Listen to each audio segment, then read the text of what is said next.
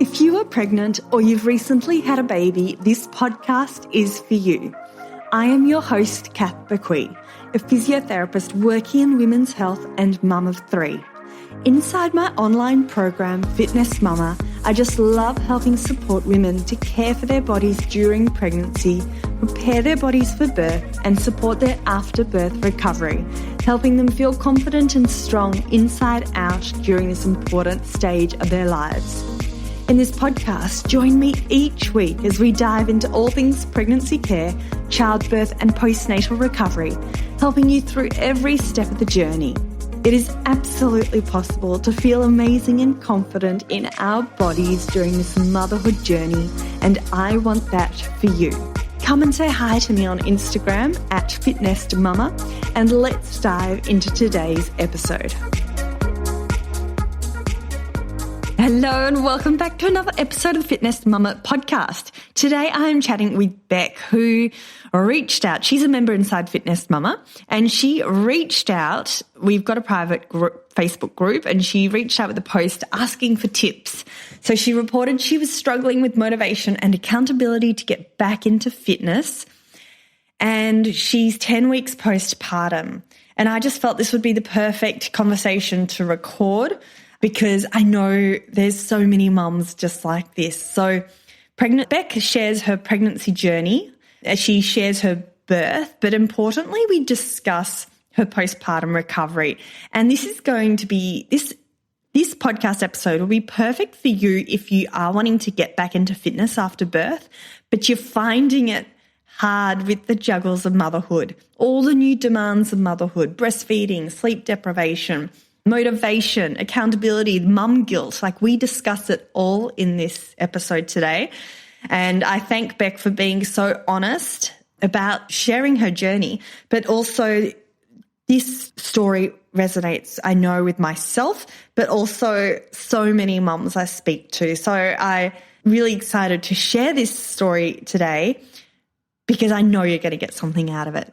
Before we do dive into this episode, I would love to invite you to come and join us inside Fitness Mama. If you need convenient, easy workouts that you can do from the comfort of your home with all the demands of motherhood, like with the fact that motherhood has turned life as we know it upside down and everything we know is different as a new mum, Fitness Mama is perfectly placed to help you recover after birth in a way that's going to support you along the journey. So if you've found you're not exercising as much as you'd like to, perhaps you're busy, you've lost the motivation, or as I said, all the demands of motherhood, we've got you covered. Join us for these short, easy workouts that you can do from the comfort of your home whilst your bubba plays next to you, the mums and bubs classes, whilst your toddler runs around, or at the end of a long day at work. Head to fitnessmama.com and the link is in the show notes, and there's a free 7-day trial. So you've got nothing to lose and everything to gain. Right, let's get into this episode with Beck.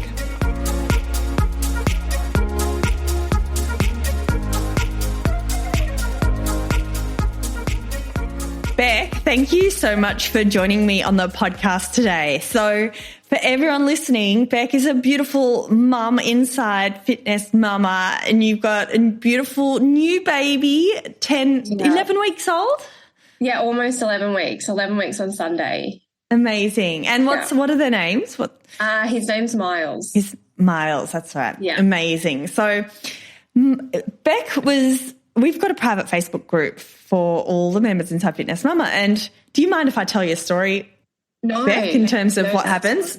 Yeah. Okay, so Beck jumped on into the Facebook group and wrote a post pretty much saying, like, help.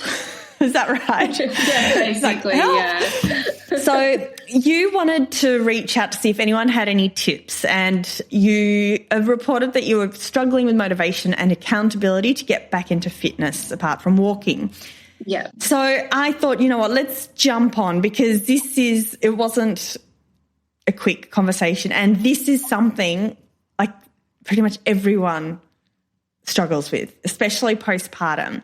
Yeah. And you're totally not alone. I thought this conversation could help so many other people. So thank you for agreeing to come on and chat about it. Okay. And I just want to add, as I said before, Miles is only 10 weeks postpartum. So we've got to keep that at the forefront of our mind, or it was at the time you asked this question, when asking this question. So this conversation, I'm assuming, we're going to chat about, we'd love to know about your birth story because that impacts your postpartum recovery. But importantly, we're going to discuss a bit of a postnatal rehab plan. We're going to talk about an action plan that takes into account, the motivation issues, the accountability, all those sorts of things. So we'll probably cover mindset. There's just so many good things that we might cover. So, yeah. Beck, tell us, before we dive into the birth story side of things, tell me a little bit about your relationship with fitness and exercise and I guess well-being before you were even pregnant. Yeah, that's a good idea. So I have always fluctuated in and out of doing fitness, and whether it's a gym or a fitness program, trying things at home, there's always been highs and lulls of my journey. Through COVID, I started running again. I lost 16 kilos. I felt really motivated. I was doing a fitness group. She just worked out of her garage. And I find those smaller groups really motivating because in a gym, I get really overwhelmed with what I'm meant to actually do. So if someone's there telling me, do this, do that, showing me how to do it, I'm really good at that. I didn't know I was pregnant at the time, but I'd started to get back into fitness and I was doing weights. I love strength-based exercises more so than cardio. So I started to I joined a gym and I was doing, going there in the mornings before work. So really found that motivation again. So yeah, deadlifts, weight, just a lot of strength-based exercises. And then found out I was pregnant and that led into fatigue, feeling nauseous. And I think that's when I sort of was using it. I think I used it as an excuse more so than anything, if that makes sense. Okay. And I'd love to get more into that, but can we go back to your what we said, relationship with exercise before? And you mentioned you fluctuated with different groups. And what was your motivation? Why did you want to exercise? What was your motivation behind it? How did it make you feel? Yeah, it was feeling good about myself. So while I wasn't a size 8 or 10, I was strong. My mental health was, really high. I had a purpose for, after work, I'd get into it and I would feel really good about myself.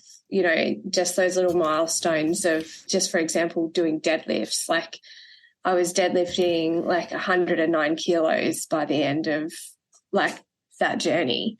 So going from 60 to 100 and something kilos, I felt really proud of that. And it just made me feel really strong. And when I felt strong in my physical strength, I felt strong mentally as well. So it really is that perspective of an overall feeling of motivation and feeling accomplished and feeling good about myself. Yeah.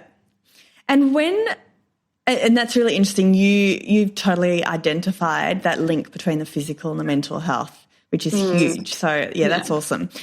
Now, when things weren't going so well pre-pregnancy and perhaps you had stopped one group and started another group, what was going on then? I changed jobs as well. So where I was going, it was too far to travel, but also cost comes into it a lot as well for me. And I think it would so for a lot of people. So just finding the balance of somewhere that really suits, because I do like getting outside as well to do some training. So finding, that small group exercise program, but doesn't cost me selling my kidney or something. Yeah, okay. So it was more of a travel cost thing that stopped you doing it. Was there anything else?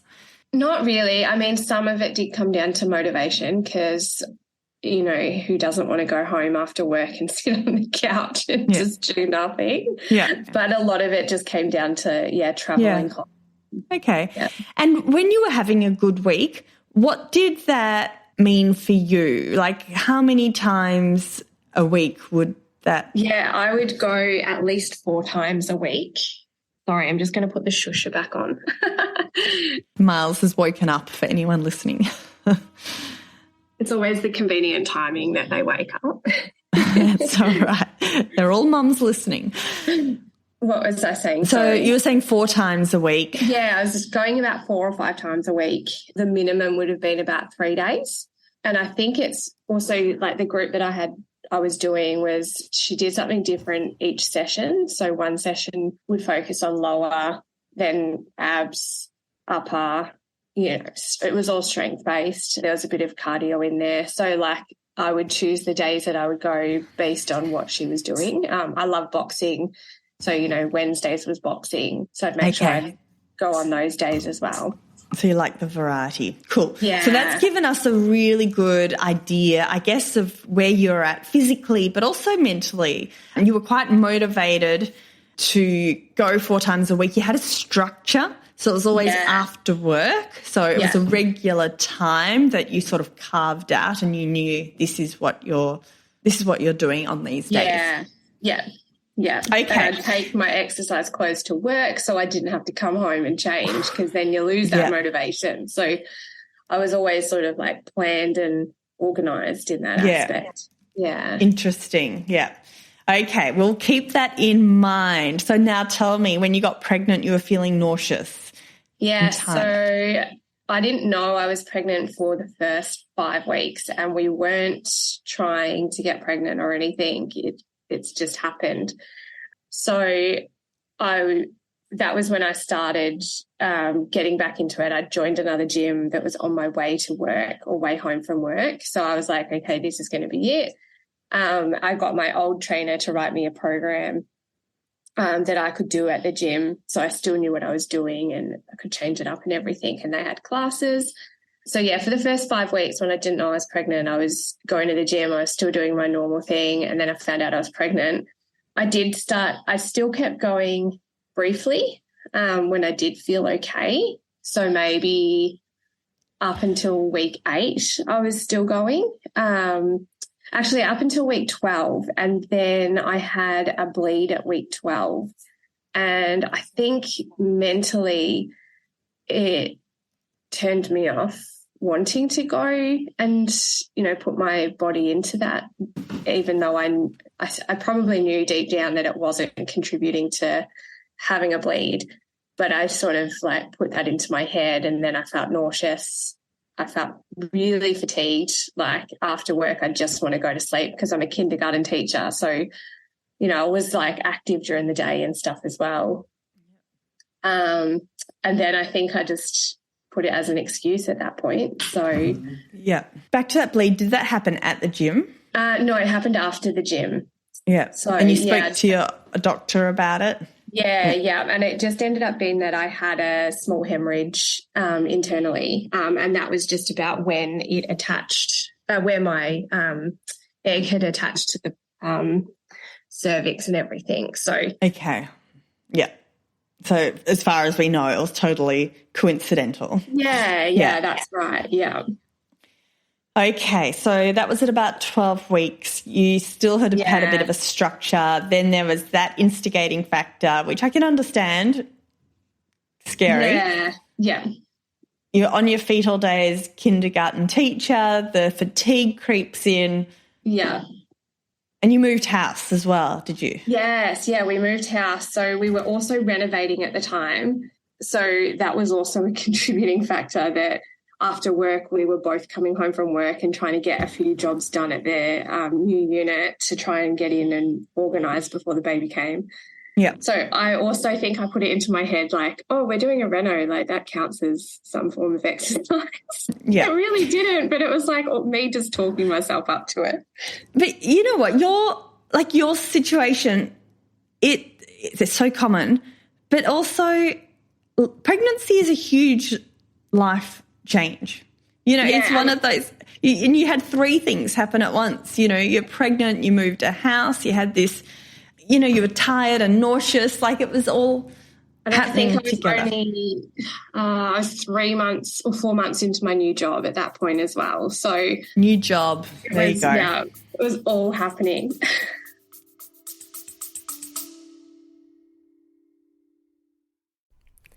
This episode is brought to you by Baby Bee, Australian-owned and designed prams combining quality, safety and style. Not only does Baby Bee let you try their prams at home with free returns for 9 months, yes, that's 9 months, they also offer an industry-leading 3-year warranty for total peace of mind. With thousands of 5-star reviews, around-the-clock customer care, and up to $300 of free accessories with every pram, what are you waiting for? Go visit www.babybeeonline.com and check them out for yourself. And yes, for listeners of the podcast, there is a 20% discount code. Enter FITBEE, F-I-T-B-E-E 20 at checkout, and T's and C's apply.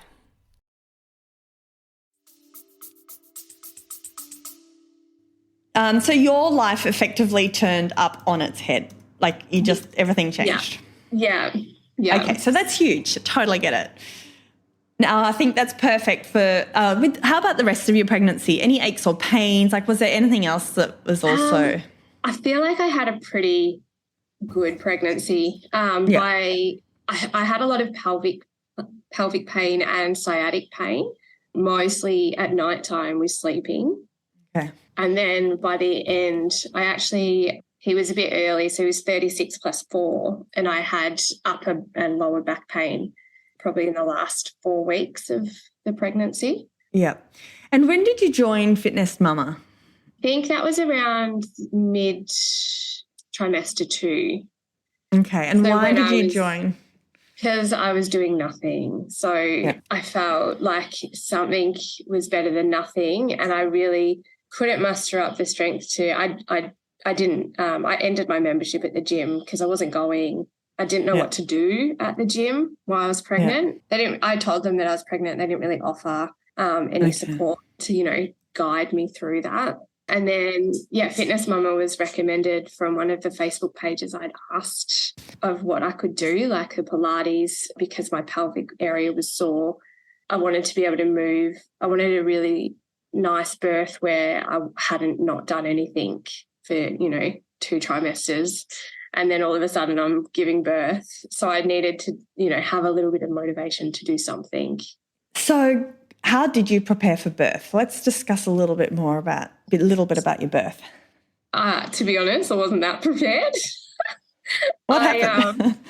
I hadn't done any. I'd done 3 antenatal classes that was an online because our hospital wasn't doing the antenatal classes at the hospital anymore. So they stopped it after during COVID, and then they hadn't got it up and running again, which I found as a new mum or first-time pregnancy actually quite daunting.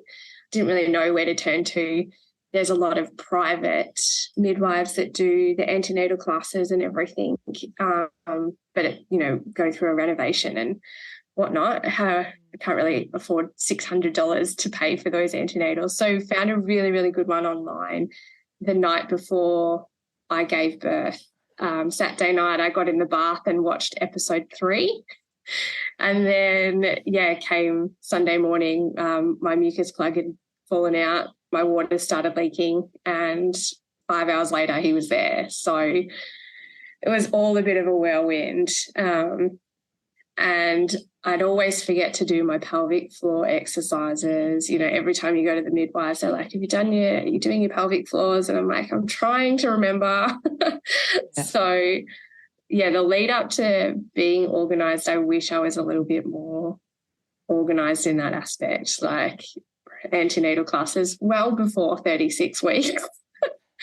So you gave birth at 36 weeks, did you? Yeah. So I think that if anything, I would have done a lot more prep earlier on. Hindsight's a lovely thing, isn't it? Yeah, sure is. It all went smoothly. I got a lot of tips from podcasts that I'd listened to. The antenatal, even though it was only 3 sessions, I did get a lot of information from it. So I went in, the midwives asked what my requests were, and I said I don't want I don't want an epidural.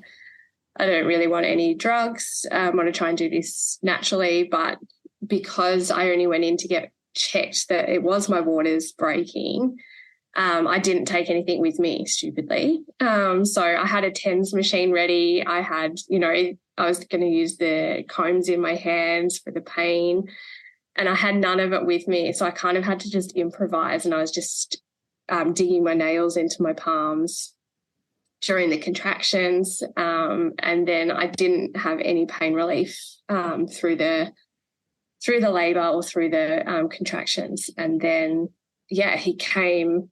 I was trying to be as natural and upright as possible. So I walked around the entire time, and then gave birth on my arms and knees, and he just came out really easy. Okay, well, that's great. Yeah. Yeah. And was there a tear, perineal tear or anything like that? Yeah. So I think through the labour I was just in my own world. Like, I couldn't really hear the people around me. And I know that they were all talking behind me and telling me what to do and sort of coaching me through it, but I didn't really register what they were saying. And one of the midwives walked up beside me because I had my back to them. And so one of them walked up beside me and she goes, "Slow your pushing down." She goes, "Just try and now breathe through it instead of pushing." She goes, "Because you're going to tear and we don't want you to tear too bad." And so I slowed down, started to just breathe through it. And that was like the easy part and the easy process. So I'm really thankful that she did come up beside me and say those things, because I then took it in and absorbed what they were saying to me. But by that point, I had I don't know what they call it. Second degree? Yeah, second degree tear. Yeah. So I've got that all stitched up. But I also had 9 blood clots that were getting pushed out of my stomach, really. Okay. So that was that was the most uncomfortable. I would rather give birth again than go through that last part of the birth and labour. So it got stitched up and then had to go to surgery because I had some of my placenta was left inside as well. So it was all such a whirlwind, like from going from 9:30 in the morning that my waters leaked, and at 1:50 he was born, to then go straight into surgery after that. Coming out, I felt like it was just a bit like my husband and I had just looked at each other like, what's just happened? So I think from then, like, it all just sort of felt like we just sort of like rolled with it, but it was just a bit crazy. And did you get any maternity leave? Like, had you actually finished up work before? No, I hadn't finished work. So I had our kinder open day on the Saturday before. And then everybody was like, "When are you finishing?" I was like, "I've still got 2 weeks." So I'd actually had planned to go until 38 weeks. And then, my work were great. So I just used some sick leave to start, and then my maternity leave kicked in. Yeah. Okay. Now, for anyone listening, Beck was talking about a second-degree perineal tear. I do just want to say the research shows that first and second-degree tears usually heal really well. It's a third and fourth-degree perineal tears that we want to try to avoid if possible, and they're the ones, like, we're really lucky in knowing that perineal massage can help to reduce your risk of third and fourth-degree perineal tears and episiotomy. So although second-degree tear means it has extended a little bit more than first-degree tear, generally they do heal well. Yeah. So you had stitches, didn't you? Yeah, I had stitches, and unfortunately they haven't healed as quick as so I had to go back to the doctors on Monday. So they haven't healed as much as what we would expect. So the stitches are now behind skin, so they can't cut them out, but they haven't dissolved properly.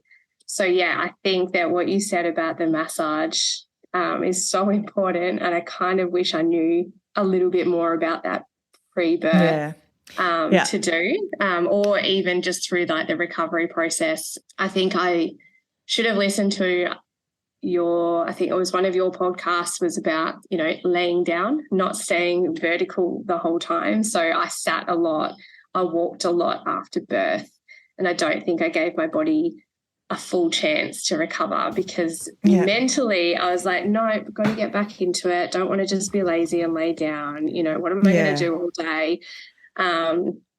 It was a real challenge not to get up and do stuff, just to take that time and lay down. Like, it is a regret, but yeah, as you said, hindsight. Okay, so you're bringing up two things. If you're a member inside Fitness Mama, know that I teach perineal massage inside Fitness Mama. There's a quite easy to follow videos in the preparing for birth section.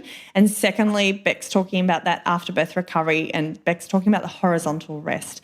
So if we're sitting, we've still got the weight of gravity sitting on top of our pelvic floor, and if that's stretched like an elastic band, by sitting, we're still keeping it on stretch, and that's where horizontal rest, where we actually take all the weight off the pelvic floor, can really help with that natural recoil. So that's what Beck is referring to, and I'll link the podcast where I discuss that below, but it's also, that's a module inside our program. So, okay, so Beck, you're feeling weak in your pelvic floor, you mentioned. Yeah. What do you mean by feeling weak? What does that mean to you? Like my abs and core and pelvis area just feel like I've done 30 sit-ups a day, where like even if I just sit out of bed, it feels like I'm like really heaving myself up to get up. So it's not like it's just an easy like, yeah, I'm going to jump out of bed. It's like like I've done 30 or 50 sit-ups, and it's all just sort of like feeling that strain. Whereas, and is it painful when you say it feels like you've done 30 to 50 sit-ups? It just feels, it feels very muscular pain, like a discomfort. Yeah. So when I spoke to the doctor, everything feels normal and everything like that, but I don't think that I had the strength that I did. I don't think I realised that I did have as much strength pre-birth and pre-pregnancy until now, where I'm like, there was strength there and everything. Yeah, it's funny because with the abs, when you're pregnant, your baby is keeping your abdominals sort of in a nice position. Yes, they're stretched, but when you've had your baby and suddenly they're floppy, they're less strength for sure. Yeah, it was such a weird feeling standing up for the first time after giving birth. Because I always just imagined that, my stomach would stay that pregnant round style for a while and everything. And I stood up and it kind of felt like I'd lost, I did lose, whatever it was, 7 pounds, but it felt like the weirdest feeling of just jelly around my stomach area. Yeah. And I was like, this does not feel good. Yeah. It's slowly, contracted and come back, but I still feel like that sort of jelly type feeling of it's just not strong. And do you know if there's any diastasis abdominis? Like, is there how are the abdominal muscles in terms of the healing? Is there a gap that you're aware of? No gap that I'm aware of. So, okay. Hopefully it stays that way. Yeah. So when I used to work in hospitals in the maternity ward, often as physios we would go around and check people's abdominal muscle separation. But I never loved doing that because I felt it gave people a false sense of security, because if they didn't have abdominal muscle separation, they'd be like, oh, good, my abs are fine after birth. Yeah. But whether or not you have one or you don't have one, they're still stretched and weak, and your whole core is just so weak. Yeah. Okay, now what else has been happening in the last 10, 12 weeks in terms of your physical recovery? I had experienced a lot of trauma with breastfeeding, which also played a lot of not laying down, trying to figure out breastfeeding positions. I didn't get offered a lactation consultant at the hospital, so it was a very emotional, I don't think I was very prepared for the breastfeeding journey. So that played a lot in trying to sit up all of the time to manage breastfeeding. He cluster fed something shocking for the first 8 weeks. He was just every afternoon from like 4 p.m. till 10 p.m. he was just feeding. One of the midwives who visited tried to show me the laying down position, and I got it when she was here, and then I tried it again and I couldn't manage it. And I just felt like I should have been cooking and I should have been cleaning, and it was all of those guilts that I can't just lay here and do nothing, or I can't just sit here and breastfeed all day and, not do anything.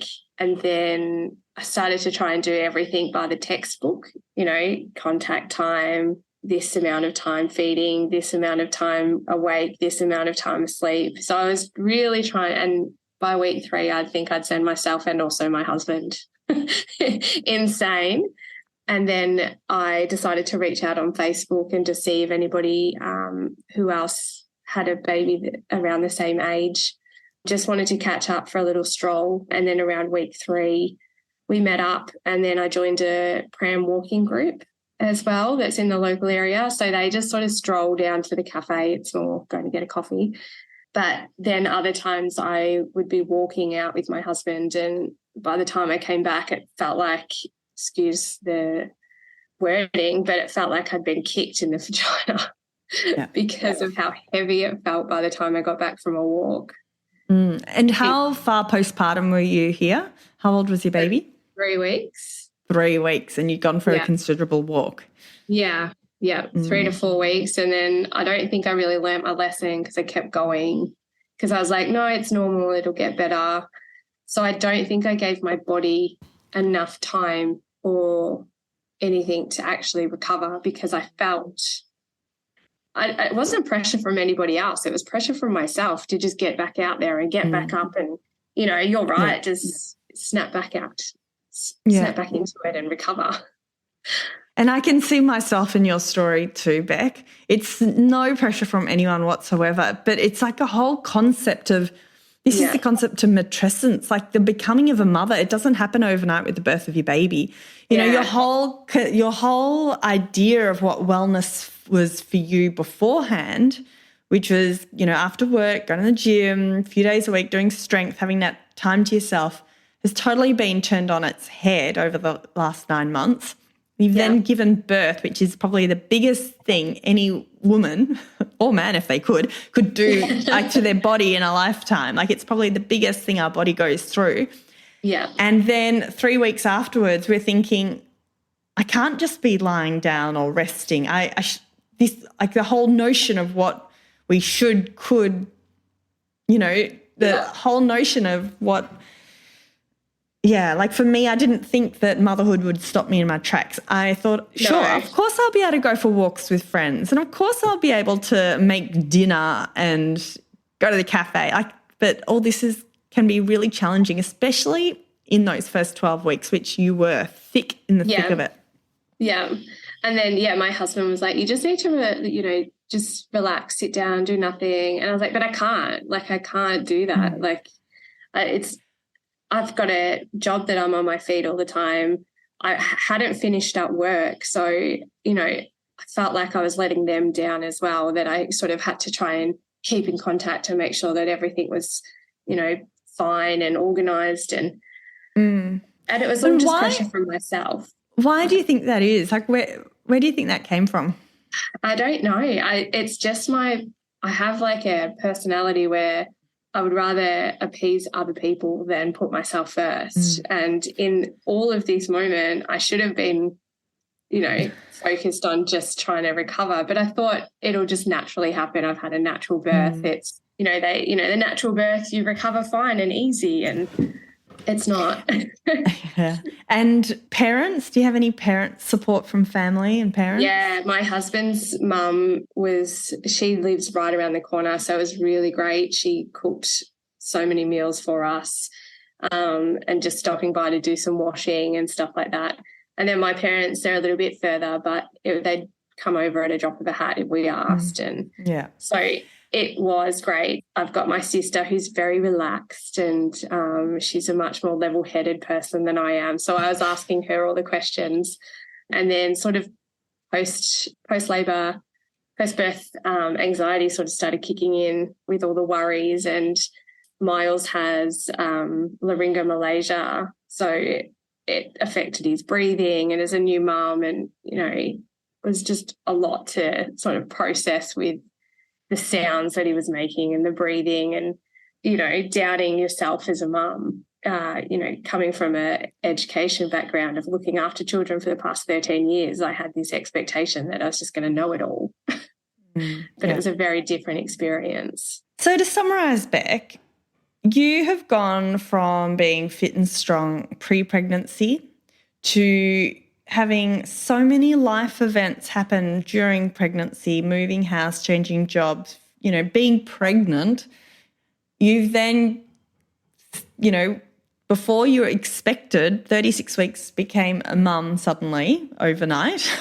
Yeah, yeah, it did, yeah. You've struggled with breastfeeding. Your son Miles has had this extra issue you're having to see doctors for and all the rest. You're dealing with, the breastfeeding, the sleep deprivation.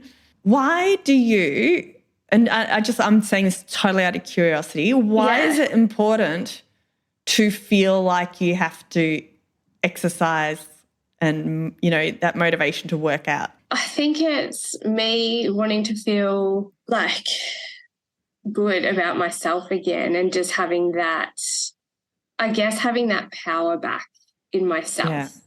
So I feel like some of it you kind of lose as yourself, and getting some of that control and that power back for your own body, because, we've given so much of our body to our babies, and we still do with our breastfeeding and things like that, which I would not take away at all. But having that little bit of exercise and that, I don't know, I think it's a little bit of society's pressures around, what you see on social media of everybody bouncing back really quickly, and you hear all of like the positive, I got back into fitness, I lost this much weight after having a baby. You see so much of that in social media. You don't see anybody's real struggles of, this is my post-birth body and it's okay to have this post-birth body. It's all how to get back into it. And, 3 months after birth, this is what I look like. And they're like supermodels. And it's never me. It's never going to be me. And it never has been me in that, that body figure. But it's more getting that strength, I think, will help me mentally as well. You've just said 3 really important points here. One was, the feeling of power, which I was nodding my head the whole time, because when you suddenly become a mum, everything you've known has been like stripped away from you, and it's like finding yourself again. Yeah. And exercise is, I guess, one thing where we can have some control over. You also talked about societal pressures and, the fun side of social media and all that side of things. And I think that's also stemming back into your should be doing the housework. I should be doing this. That's, what's the word? Yeah, your guilt. So you brought up your guilt, and then you brought up your mental health at the end. Yeah. Yeah, my husband banned me from Google, and he's so right. But it's so hard not to just, type it in and see what happens, and it's a really bad platform sometimes. Yeah. So if we can try to, and I know that we're sort of diving into unknown territory here, but if you can try to strip away all the shoulds and the coulds and the guilt and, everything that you feel you should be doing. You're here now with this beautiful Miles, healthy 12-week-old baby, 11-week-old. What makes you feel healthy and happy right now without thinking about all the other stuff? What would be good for you right at the moment? Exercising once a day, whether it's a strength-based thing, whether it's just getting out for a walk, because some days I think I've got to feed him as an excuse not to go out for a walk even. Or if he's asleep, I should be doing, one of the classes, but I sit there on the couch and just eat a block of chocolate. And after that, I'm like, what did I do? Like, it's always like I need to stop it before it happens is where I want to be at now. Like, so I don't eat a block of chocolate and then be like, oh my God, what did I do? Like, it's fine. Let's have a little bit of chocolate and maybe do a Pilates class or something, something for 20 minutes while he's asleep instead of watching trash TV and eating a block of chocolate. But do you love those times that he's asleep so that you can have your own time? Like chocolate aside, like do you just love, So do you feel that exercising when he's asleep is the right time for you if you can't wait for like instead of feeling guilty about relaxing while he's sleeping, like let's embrace that. That's what I do. Like I feel guilty doing nothing while he's sleeping and I look around the house and I was like, oh, I really should do this or I should do that. But at that moment I'm not being touched and don't get me wrong, I love cuddles, but I'm not, I'm not being touched. I'm not having to feed or it's just me and just being able to maybe sit there and snuggle into a blanket like I used to. It feels nice just to do that. Yeah. But then I do after it, I'm like, I should have done that or I should have done that. So. Okay. So for the last part of this chat, I feel like we've got a really good baseline of where you're at, what happened during pregnancy, and now like what are your current challenges and goals? But let's now think of a bit of a strategy. But in doing that, I also do want to talk about mindset because we do need to embrace that rest time. We need to embrace this phase of beautiful life that you're in. But I can also totally understand that feeling if you want to achieve something for yourself today, that little feeling of power when the rest of the day is totally out of control. Yeah. So let's sort of try to break down let's try to break it all down so that we can think of some really fun, achievable stuff that makes you feel good instead of making you feel guilty. How does that sound? Yeah. Yeah, that sounds good. Okay. So because I always feel like guilt overrides the whole other we don't sensation. Want that. We don't want that. Do you agree? Well, okay. Could you go back to the type of exercise, at the moment, your current phase of life? Could you go back to visiting the gym, taking that hour workout? No. Okay. No. So let's wipe that from the table. That phase, I think for me, this was a huge transition point because that was the same with me. My idea of exercise pre-pregnancy was going for a long walk, going to the gym, buying a nice nutritious meal from the supermarket on the way home. And it's just not possible at certain stages of our life. Yeah. So let's throw that out the window because you're in a new phase of life and it won't stay like this forever. But what we're trying to brainstorm is how to help you feel better within yourself physically and mentally to move you forwards in the next few months. Yeah. Okay. We talked about you want to do some strength work. You said that would make you feel good. Yeah. Yeah. What would feel easy for you? Really achievable? I have no idea. Okay. Like 20 minutes of something. Is 20 minutes achievable or is that too long? Yeah, I don't know. You're right. Maybe like 10 minutes to start and then build it up eventually. What we want to do here is build a muscle. We want to build, it's like putting the bricks on the house. We don't want to suddenly build a whole new wall. We want to put one brick down. Yeah. And then tomorrow put another brick down because it's that habit formation we're wanting to form because your habits went out the window, in that when you were 12 weeks, when you found out you're pregnant pretty much. Yeah. So we need to start building that new muscle, like in terms of that habit and build upon that. So I guess let's have a chat about three things to do in the day because I don't want you to feel guilty. That is just like a cycle that's going to come back and it's not nice. It's not going to do you any favors. And you need to let go of that guilt and embrace lying down on the couch when your baby's sleeping. Embrace whatever it is you want to embrace. Let's embrace it and not feel guilt. Okay. 3 goals. Let's talk about before we do 3 goals for at the moment, what do you want to get back to doing, say, in 12 months' time? I would love to start going back to an exercise group in 12 months' time. Okay. And doing deadlifts and, strength. Okay. And weights. will that be an exercise group with Miles in a pram or solo? Solo. And so how will you do it solo? My husband's very supportive, so he'll be with Miles and I will have my time. Okay, so either in the morning or the evenings or weekends. Yeah. Okay. Most likely weekends. Okay. Most likely weekends, so that's twice a week. And so you want to go and do your own thing at the gym.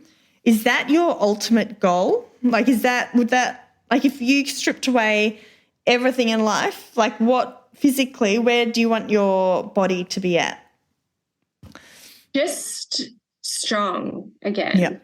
Okay. Just like, I've never been super skinny. We'll just put it down to big bones, right? Okay. Cool. So that's awesome. So, for this, everyone's going to be different. Someone's going to say, I want to be able to run a marathon. Others going to be able to say, no, I just want to be able to, jump on the trampoline with my kids. Like, so for you, you want to be able to go to the gym, you want to feel strong and be doing dead, weights and that sort of stuff. Amazing. Okay. Now let's think about today and tomorrow, like immediate goals. Let's think about some stepping stones to get there. Yeah. What would be your feel amazing goal? We're going to have 3 goals. At the end of the day, going to bed, you're like, yeah, I felt good about what I achieved today. What would be your amazing goal? So it would be while I'm giving Miles his tummy time or his time where he's building his strength, to take that time to build my strength. And how would you do that? I have no idea. Like, I'm on the floor with him anyway, so I think I need to think consciously about what I could do while I'm on the floor. But going back, do you really want to be exercising while, and I don't know the answer to this, but is this a time, tummy time, so he's awake. Yeah. Yeah. Okay. Okay, so you want to be doing some strength work at home. Yeah. Cool. Yeah, I think that because trying to do it anywhere else is just unrealistic for me. And I love this. And this is why I developed Fitness Mama, because I was exactly the same. I'm we've got to be able to do it at home. Yeah. Okay. As much as I would love to be like, I want to go down to the park and do it with this person or, Okay. So let's say your feel amazing goal, 20 minutes of strength work while Miles is having tummy time. Yeah, I'd say it'd be 5 minutes of strength work because tummy time doesn't last that long and he loves contact. So whether I could do something 5 minutes while he does that and then 5 minutes we could do something together. Like a mums and bubs class? Yeah. Yep. I do see that a lot and I think that would be, probably suit us. There's mums and bubs classes inside Fitness Mama, right? Yes. Yeah, cool. Yeah. Okay, so let's say for whatever reason, Miles is unsettled, he doesn't do his tummy time, you can't get him content at all for 20 minutes. What would be your backup goal? While he was sleeping, to do at least 5 minutes of something. 5 minutes while he's asleep? Yeah, because then I still have that other time to just sit there and do nothing. Would you want to do the 5 minutes? Do you think that's achievable? Yeah, I do. Yep. Okay. Yeah. So 5 minutes when asleep. Okay, so you're talking about, putting the stopwatch on and getting out a little exercise program, 5 minutes. When the stopwatch goes, you're off, you can do your own thing. Yeah, Yeah, okay, cool. I love Unless there's more suggestions, just because I don't. Yeah, that's what I struggle with is how to manage that. I want to get into that in a tick. So what's your all falling to rubbish goal? So you haven't been able to do anything while he's asleep. You haven't been able to do anything while he's awake. Do you have... I'd probably sit there and just feel guilty about myself for the day. But also putting it into realistic expectations. I know that some days are going to be like that. Yeah. Totally. So it's just changing that mindset of that's okay. That's okay. Absolutely. Yeah. And we all have those days. But did you mention you get out for a walk most days? Yeah, we do. So at least most days we do. So we need to recognise that. Yeah. So we might just walk up to Coles, or today we're going to walk to Mother's Group. Yeah, amazing. Something, yeah. You know, you got out in the fresh air, you moved your body. Yeah. So if all else fails, you've had your daily walk. Yeah. And you know what? There are some days where you don't even manage that. And so for anyone listening, we've all had those days, and that's fine. It definitely is. You know, all we can do is pick it up the next day and, you know, try again, not feel guilty about it either. Like that, you know, it is what it is. Yeah. I just guess like I'd never put walking as an association to like building up those muscles again. Like no. Well, yeah. Well, I agree with that, but it's still good for your health. Yes. And as you said, it's not all about your strength. It's about your mental health too. Yeah. Yeah. So just to clarify for anyone listening, walking is a brilliant form of exercise and I love it. It's free, fresh air, great for mental health, social aspect, everything. But when it comes to recovery after birth, I don't think it's enough to help with the body's recovery. Okay, so we've talked about goals. Now, one thing that really stuck out with me was before you were pregnant, you were really structured. You knew exactly when your time to exercise was. You had your workout gear ready. So if we can, like, again, it's not going to be the same as before you're pregnant. That's okay. But let's try to put a little bit of structure around these goals. So your Feel Amazing goal was doing 20 minutes of an online workout at home. Your backup goal was just doing 5 minutes. You could you could choose just one exercise and do it 3 times. And then your falling to rubbish goal is going for a walk, getting out in the fresh air, even if it's just going around the block for 5 minutes while they're unsettled in the pram. Yeah. Cool. Now, with your goals, let's not talk about the walking goal, but the Feel Amazing goal with the class, 20-minute class. When does Miles do tummy time? Is there a structured time each day? No, we don't. We've kind of just been winging our days, I think, just because I give him tummy time when he's just woken up now, like because of his reflux and I just feel like I'd sort of not been organised with any sort of this is when we should do it. Yeah. But we've been doing it in the mornings after the feed now. So we're sort of starting to find our feet with getting a bit of a routine. Yeah. And is it before you've had a shower or after? Before I've had a shower. Yeah. Yep. Yeah. So we give him I'll give him his little tummy time and then pop him in the bouncer to have a shower. And are you happy to do your strength work in your pajamas? You can do that? Yeah, I think so. Yeah. You think so? Or do you, the reason I'm asking is because some people are like, yep, totally. I do that all the time. And others are like, no, I feel like I have to get dressed first. No, I think I could do it. I keep saying I think, don't I? I believe that, yes, I would be able to. When is Miles most settled generally during the day? In the mornings. Afternoons is just he wants cuddles or sleeping on me but he's more settled in the mornings. And is mornings also a time when you're doing heaps of your jobs and stuff? Yeah, it is. Yeah. So we get out and about in the mornings as well. But on a few days, like Monday, Tuesday, and Friday, we don't really do anything planned. So in the mornings, we've got all of that time to sort of just do like us, and then in the afternoons we can do other things. Yeah. I'm just trying to explore some different options for you. If morning's your busy time, jobs and, people to see and coffees and all the rest. Yeah. And afternoons you're generally at home more?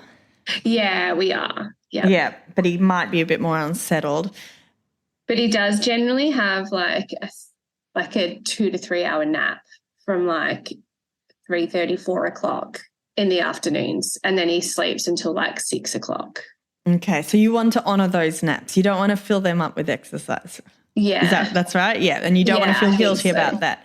Okay, so what happens before that big nap, We will have a little play on the mat and I'll feed and then put him down to sleep. Yeah. And when you have a play, is that a time where you can fit in some, squats, some core exercises? Yeah, I think it would be, And then I'd be dressed, I'd had food, motivating, And that's why I love those mums and bubs classes, because that's actually sort of playtime with them. Yeah. See, so I just needed someone to tell me what to do. Well, I couldn't just tell you what to do until I worked out. Like, it's not about me telling you what to do. It's about discovering what would work best for you. Yeah. Because I think I'm a 32-year-old woman and can't organise my life. No, not at all. Because I guess we're struggling with things we're battling against here, which is the same for all mums, is one, you're recovering. So in some ways I do feel like saying, don't worry about it. You've got a new baby, like just enjoy this time. But now and I would have said that if we'd spoken, when you were at 3 weeks, I would have said, forget about it, let go of that guilt, honour it. Now you're approaching, the end of that 4th trimester, like you're probably, it's like craving. I'm getting the sense you're craving to do more for you. Yeah. And so it's this balance between, let's not add more to your to-do list and the mum guilt. Let's try to work out something that works with your lifestyle to help you feel amazing and work with you and your, where the stage Miles is at, because it's going to keep changing too. If we speak in 3 months' time, you'll be like, there's no way I can exercise in the afternoon before his afternoon nap because he's so grizzly and does keep changing. Yes. And that's where I guess, yeah. And maybe that's also, if something works well one day, you could write it down and put it in the calendar for tomorrow. Or do you know what I mean? Like try to play around with different times during the day. Yeah. Now, the only other thing is I know when it comes to online workouts, and I know you need to go now, but there's no one, or one, you're not having to pay to go and see someone to tell them what to do. So you do lose that accountability because there's no one, you don't have to be there at the dot, you're running late for class, keeping everyone waiting. So you lose that accountability. Is there any way you could build some accountability into your home-based workouts? Open for suggestions. Okay. Ones which mums have found really helpful is getting a friend on board. And so you do an online workout together, both at home in your own bedroom. But and if that's too hard, then even just commit to someone. Say, today I'm doing a class at such and such time. Yeah. Which might work when my husband comes home from work. He's just been like, I'm just going to go in the bedroom and do this for 10 minutes and then voila, it's over. Oh my God, that was my favourite time to exercise, was as soon as my husband got home from work, because that was the moment I was the most frazzled. Yeah. That's when I'd either put on my shoes and go for a walk or, as you said, go into the bedroom and do 15 minutes. Yeah, I think that might be a good plan. Yeah. And that's where playing around with different times. Yeah. Because to me it sounded like you've been stuck in this cycle for the last 12 weeks of feeling guilty around nap times. Yeah. That you're not doing enough. Pretty much. Yeah. Because I feel like that's the time that we are meant to be doing something like exercise and stuff like that, not just sitting there and maybe eating lunch in peace, or not trying to juggle a baby and eat lunch over the top of him.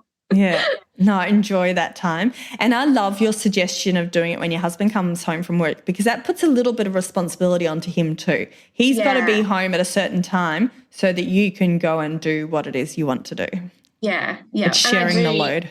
That is why I signed up to Fitness Mama, is because it was online and it was reasonable and it's manageable.